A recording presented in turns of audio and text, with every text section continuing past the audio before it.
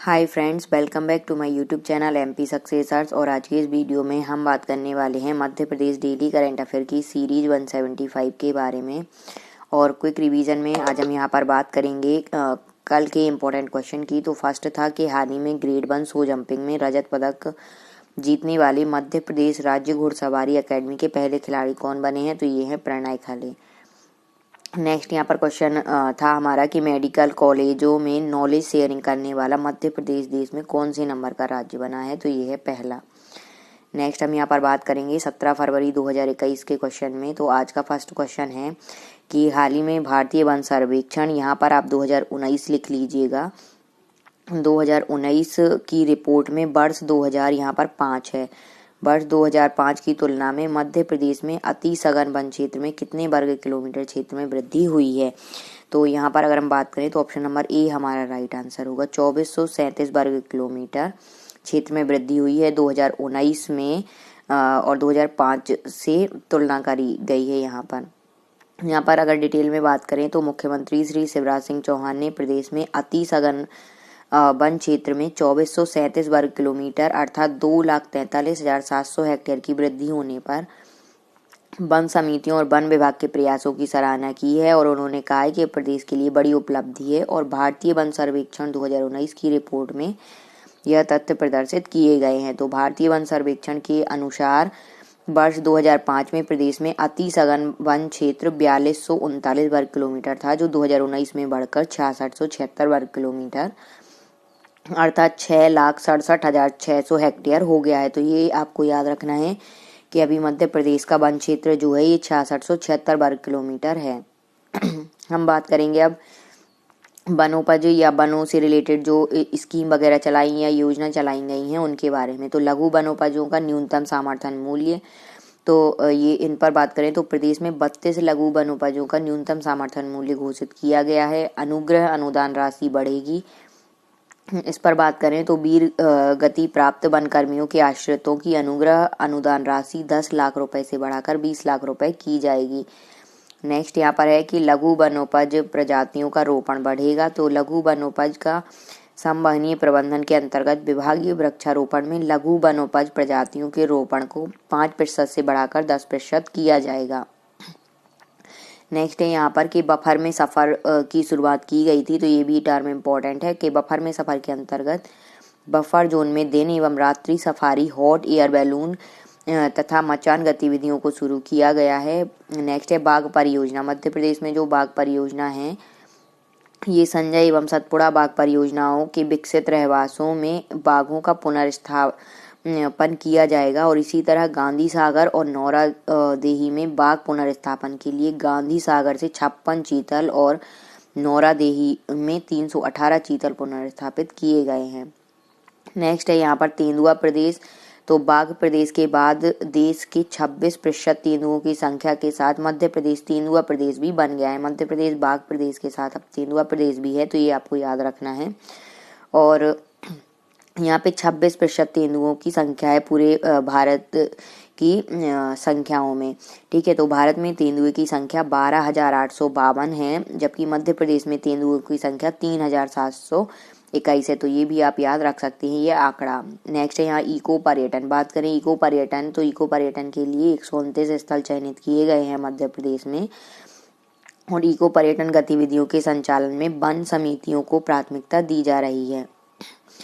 Next question करने से पहले मैं आपको बता दूं कि परीक्षा ऐप पर टेस्ट सीरीज अवेलेबल है एमपीपीएससी प्री एग्ज़ाम की, जिसका एग्ज़ाम आपका अप्रैल मंथ में है। तो अगर आप लोग टेस्ट सीरीज के माध्यम से तैयारी करना चाहते हैं तो परीक्षा ऐप की लिंक डिस्क्रिप्शन बॉक्स में दी गई है, आप प्ले स्टोर से भी डाउनलोड कर सकते हैं। और यहाँ पर आपको कूपन कोड अगर यूज़ करते हैं MSUCCESS50 तो अभी आपको फ्लैट 50% का डिस्काउंट इस पर चल रहा है और ऑफर लिमिटेड समय के लिए है। तो जल्दी जाकर आज ही टेस्ट सीरीज ज्वाइन करें और ऑफर का लाभ उठाएं। नेक्स्ट हम यहाँ पर बात करेंगे सेकंड नंबर क्वेश्चन की। मध्य प्रदेश संस्कृति परिषद द्वारा महाकवि विद्यापति की स्मृति में प्रतिवर्ष महाकवि विद्यापति स्मृति प्रसंग का आयोजन किया जाता है। महाकवि विद्यापति किस भाषा के सर्वोपरि कवि के रूप में जाने जाते हैं। अगर हम यहाँ पर बात करें तो ऑप्शन नंबर सी हमारा यहाँ पर राइट आंसर होगा, मैथिली।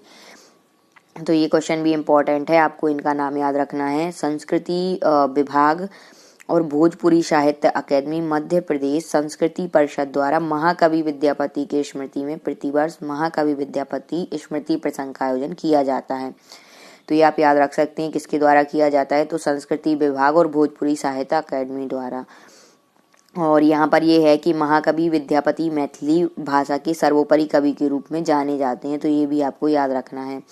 और इस कार्यक्रम के दौरान महाकवि विद्यापति की शिव भक्ति का चित्रण करते हुए नृत्य नाटिका उगना रे मोर कतई गेला प्रदर्शन किया गया और कलाकार श्री पंकज स्नेही और साथियों द्वारा महाकवि विद्यापति की रचनाओं का गायन और लोक नृत्य नाटिका जट जटिन की प्रस्तुति दी गई और मिथिली भाषा में लिखी पत्रिका सुगबी का विमोचन किया। तो ये भी आपको याद रखना है कि इस कार्यक्रम में एक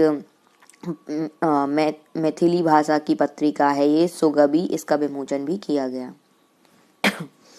नेक्स्ट हम यहाँ पर बात करेंगे 3rd नंबर क्वेश्चन की। हाल ही में खनिज साधन मंत्री श्री बृजेंद्र प्रताप सिंह की अध्यक्षता में संपन्न हुई विभागीय बैठक में बंदर डायमंड प्रोजेक्ट का प्रस्तुतिकरण हुआ। यह प्रदेश के किस जिले से संबंधित है? अगर हम यहाँ पर बात करें बंदर डायमंड प्रोजेक्ट की, तो ये मध्य प्रदेश के छतरपुर जिले से संबंधित है, बंदर डायमंड। ठीक है, तो ये आपको याद रखना है। यहाँ पर अगर हम बात करें तो खनिज साधन मंत्री बृजेंद्र प्रताप सिंह की अध्यक्षता में संपन्न हुई विभागीय बैठक में बंदर डायमंड प्रोजेक्ट का प्रस्तुतिकरण हुआ और बैठक में विभागीय अधिकारी और Excel Mining and Industry Limited के पदाधिकारी उपस्थित थे। तो एक्सेल माइनिंग इंडस्ट्री लिमिटेड का नाम आपको याद रखना है। बैठक में बताया गया है कि छतरपुर जिले के 364 हेक्टेयर क्षेत्र में बंदर डायमंड प्रोजेक्ट में 34.20 यानी 34.20 मिलियन कैरेट हीरो का भंडार है, जिसका अनुमानित बाजार मूल्य लगभग 55,049 करोड़ है और इस प्रोजेक्ट की नीलामी में उच्चतम बोली Excel Mining and Industry Limited की थी और इसके साथ ही भारत हीरा उत्पादन में शीर्ष 10 देशों में शामिल हो जाएगा।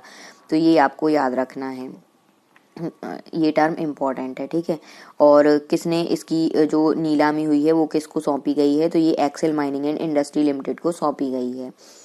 यहाँ पर हम बात करेंगे 4th नंबर क्वेश्चन की। हाल ही में मध्य प्रदेश के किस मंत्री को आरिफ बेग शांति पुरस्कार से नवाजा गया? ये क्वेश्चन आपका वेरी इंपॉर्टेंट है। आरिफ बेग शांति पुरस्कार से बात करें तो मध्य प्रदेश के मुख्यमंत्री शिवराज सिंह चौहान को।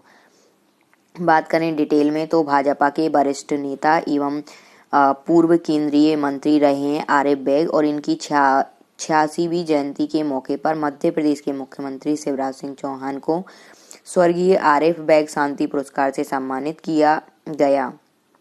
ठीक है, और स्वर्गीय आरिफ बेग शांति पुरस्कार की घोषणा राष्ट्र शक्ति फाउंडेशन के राष्ट्रीय अध्यक्ष नूरुल हसन बेग द्वारा की गई है और शांति का यह पुरस्कार मुख्यमंत्री शिवराज सिंह चौहान को 15 फरवरी को रविंद्र भवन में सभी धर्मों के धर्म गुरुओं की उपस्थिति में उनके हाथों में दिया गया।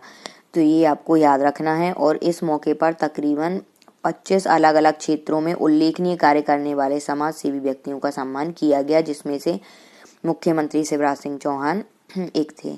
तो ये आपको याद रखना है, ये क्वेश्चन बहुत इंपॉर्टेंट है। आज की हमारी सीरीज यहीं कंप्लीट होती है। Thanks for watching my videos. Please video को ज़्यादा से ज़्यादा लाइक करें, शेयर करें। चैनल पर नए हैं तो चैनल को सब्सक्राइब करें और अगर आप लोग मध्य प्रदेश का जनवरी माह का करंट अफेयर की ई बुक चाहते हैं तो डिस्क्रिप्शन बॉक्स में लिंक दी गई है, आप वहाँ जाकर डाउनलोड कर सकते हैं और भी आपको ई बुक्स अवेलेबल हैं, उनके माध्यम से भी आप मध्य प्रदेश के सभी एग्जाम्स की तैयारी कर सकते हैं।